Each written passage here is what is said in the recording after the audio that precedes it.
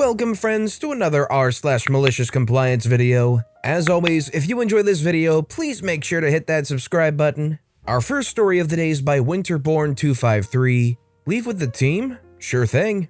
I work for a popular grocery chain that operates in the southeastern United States, where shopping at is supposedly a great time. I've been with the company for 18 years. 4 of them as a department manager before I stepped down due to being a salaried worker that worked ridiculous amounts of overtime without compensation. That was recently dealt with via a class action lawsuit. I still work in the same department in which I was once a manager, so I know just about everything there is to know. If anything goes wrong, I can make it right. If anything breaks, I can fix it. My current manager is an awesome boss that I'd do anything to help out. He understands that his employees are people and not just minions to do his bidding. He's willing to work with me on any scheduling needs, so we're all willing to do the same. That being said, about 2 years ago we were shorthanded on employees that were able to close the department, particularly those that could close the kitchen. We talked and I agreed to close every night for a while until we could get more people on board and trained in the different areas of the department. This went on longer than expected and he apologized, but I told him not to worry, as I was actually enjoying having a regular schedule even though the hours weren't ideal. Fast forward a few months and we're finally staffed properly, and my manager thanks me for my help. And we agree that I'll continue working nights because I like the consistency, and he knows that I'll always make sure everything is set up well for the next morning, and I make his job easier for doing so.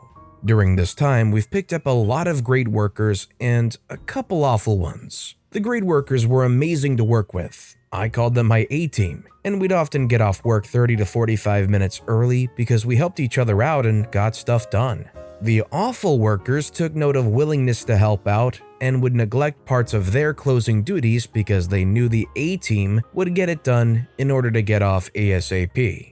This goes on for a while and gets worse, reaching a point where the other A-teamers and I talk to our boss and say that we don't mind helping people out, but we're done doing other people's jobs for them. He agrees and changes the policy so that once we're done with our sections, we can clock out and leave after being checked out by the manager in charge. The event. Things have been going pretty well, and as long as 2 or more of my A-team workers are closing with me, we're still able to get out early as a team. We always make sure to set up any other closers for success and do any general work like taking out the trash, adjusting inventories, etc. before leaving, but we're still able to leave a little early. This is important because we never have to worry about getting overtime. We have a strict no overtime policy. Even 1 minute of overtime will earn a write-up for the employee and my manager unless approved ahead of time. Then it happens. 3 out of the 4 other A-teamers quit within 2 weeks of each other. 1 found a better job, 1 had a family crisis to handle, another moved. I went from working with coworkers that had years of experience in the department to coworkers that had been with the company for less than 6 months for the most part. There's a few coworkers that are approaching their 1-year mark, but I still have more experience than all my fellow closers combined, probably tenfold. Suddenly, instead of getting out early, I'm having to work past my scheduled times on a bad night and barely getting out on time on good nights. I try to manage my own time in order to not leave early or come in late, but I've always been cutting it close. 3 weeks ago, a particular manager in charge, there's 7 that each have a set night to close, is closing. I'm closing with newbies and I'm in danger of going into overtime. This is a Thursday night, and while I do close Friday, final day of our week cycle, I make sure to keep some wiggle room in case anything goes wrong on Friday night that keeps me from leaving on time. I finish closing my section, take the trash, adjust inventory, and generally help out as much as I can until it's my scheduled time off, at which point I clock out and page my manager in charge to check me out. I'd have paged sooner, but I knew that my section was clear. Again, I've been doing this a long time and wasn't going to be asked to work off the clock. The following conversation occurs. The manager in charge says, "Why are you paging me over here? The others are clearly not finished and you should be helping them." I say, "I paged you to clear my section so that I can leave and not worry about overtime. I did XYZ to help them out, and all they have left shouldn't take more than 10 minutes or so." She says, "Do you work tomorrow?" I say yes, but I'm closing kitchen and always come in early on those days to ensure a smooth transition and make sure I don't fall behind. This little bit of wiggle room I have left to avoid overtime is going to be used for that. She says, you can't be in danger of overtime if you still have another day to work. You know that the entire department is supposed to leave as a team. You leaving before your coworkers isn't right. I'll let you leave this time, but from now on, you leave with your team. Side note, this manager in charge came in from a sister store after the fiasco mentioned in the setup. The next day, I talk to my direct manager and ask him how he wants me to handle the situation. He assures me that I did the right thing and was just managing my own time in order to avoid overtime. He knows that I always try to set everyone up for success. The entire reason I'm still closing 5 nights a week is for this very purpose after all. I should also mention that on this particular night with said manager in charge, I left the department a fair number of times to do extra work. Get trucks from the back, clean up the back room of cardboard and trash, take out old grease to the canister outside, etc. And she came looking for me while I was doing the side jobs on 2 occasions. On the second occasion, she told me that she wanted me to alert her anytime I was going to leave the department so she'd know my whereabouts. I thought this was odd, since no one else had to do this, but whatever. I later learned that she told my manager that I was taking entirely too many smoke breaks. I take 2 a day as per company policy, and said that I wasn't doing what I said I was doing for the side work and just using them for extra breaks. I sighed internally and had an idea. It was time for some malicious compliance. Every night that this manager in charge is closed, I've had a great time complying to her wishes. First, every time I leave the department, she knows. Going to the restroom, paged. Lunch break, paged. Taking cardboard to the baler, running trash, have to help a customer outside my department, paged, and paged. She's gotta know where I am, right? Secondly, I still refuse to put myself in danger of overtime while also refusing to work off the clock. So what happens? I punch out at my scheduled time no matter what, and then I'm on my own time. I sit down at my manager's desk, pull up other malicious compliance stories from this sub on YouTube, and start enjoying his malicious compliance posts at full volume while my coworkers continue to finish up around me. Last week, she sees me on my phone. She says, "What exactly are you doing? There's still more work to be done. Don't you see your coworkers are still working? Why are you just sitting there?" I say I've already done my work, helped out as much as I could, but still had to clock out on time. I'm just here waiting for them to finish so we can leave as a team. That's what you wanted, right?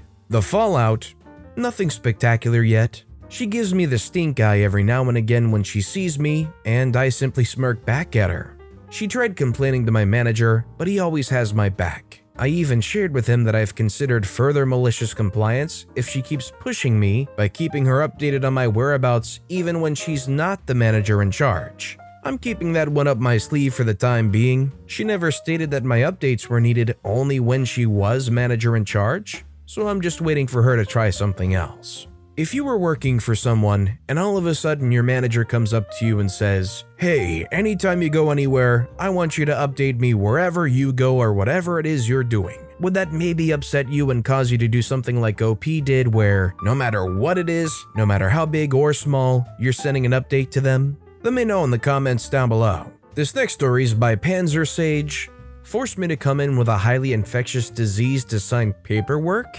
Okay. This story is pre-COVID and took place in 2013 when I went on a long and much-needed vacation. I managed to pick up a virulent disease.